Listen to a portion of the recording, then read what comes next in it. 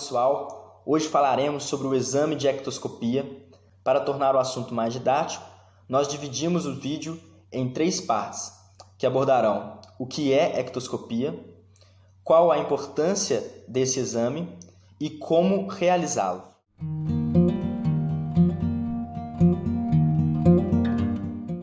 Ectoscopia também é conhecido como somatoscopia ou ainda exame físico geral. Ela é basicamente tudo aquilo que observamos do paciente em seu aspecto físico e mental desde o primeiro contato estabelecido. Ou seja, a partir do momento em que o paciente entra pelo consultório, ele está sendo avaliado. E essa avaliação continua durante toda a consulta. Assim, a ectoscopia é a visão geral que temos do paciente, independente da queixa que ele nos apresenta durante a consulta. Além disso, a ectoscopia constitui também a primeira parte do exame físico.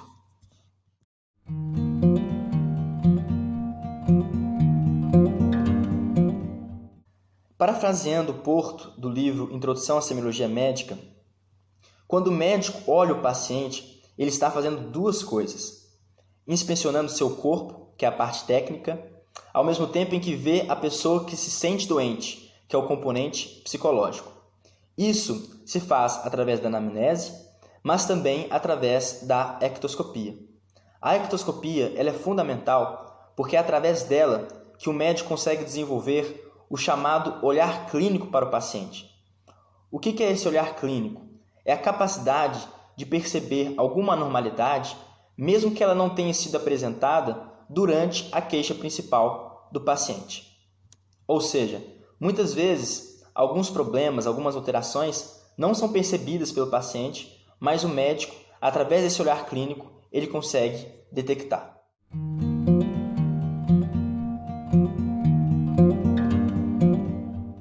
Primeira coisa é deixar o paciente à vontade.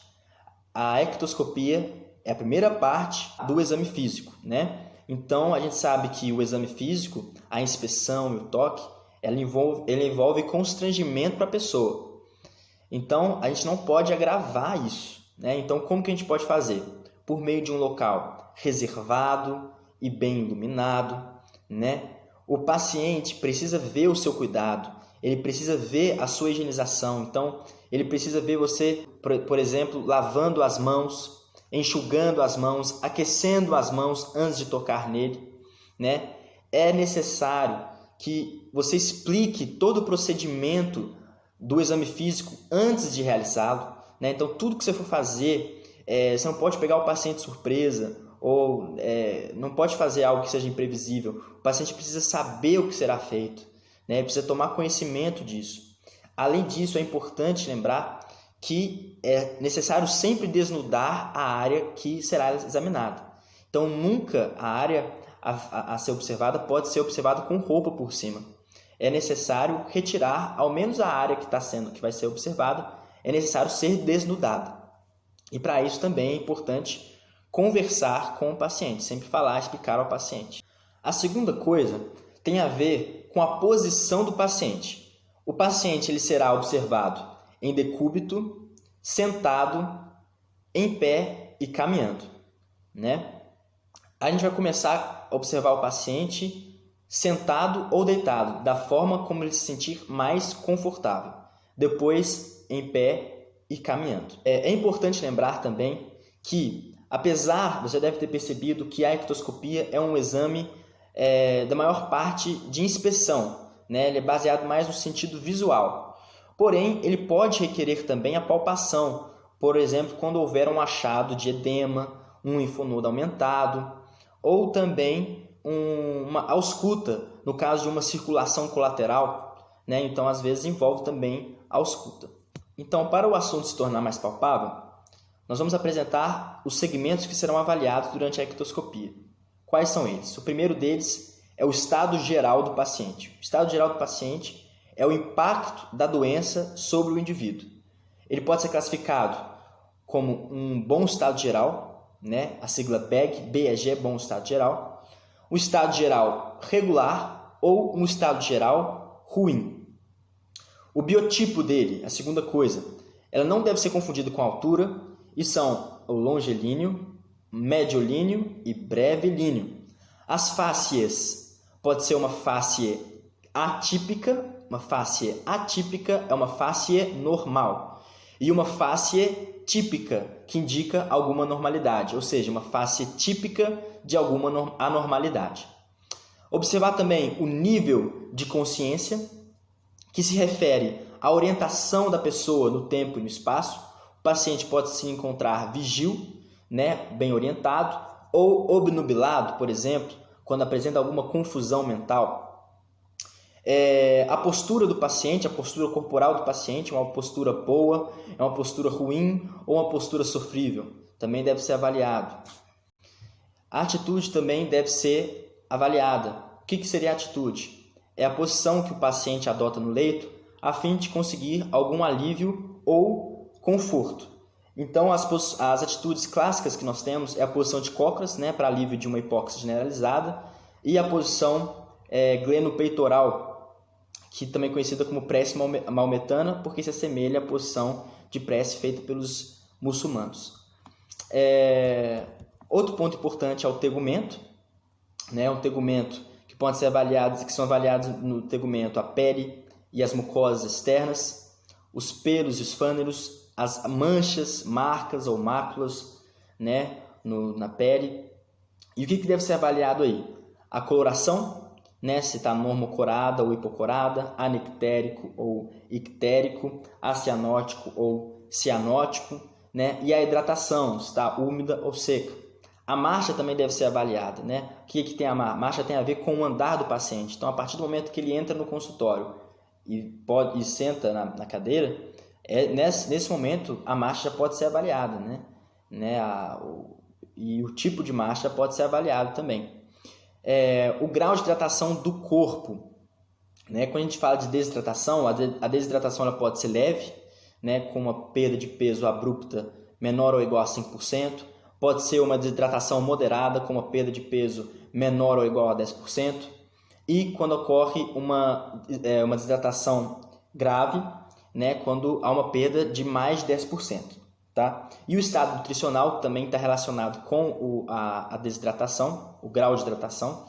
No caso da desnutrição, ela pode ser desnutrição de primeiro grau, quando ocorre uma perda de peso de mais de 10%, uma desidratação de segundo grau, quando é uma perda de peso de mais de 25%, e uma desnutrição de terceiro grau, quando ocorre uma perda de peso de mais de 40%.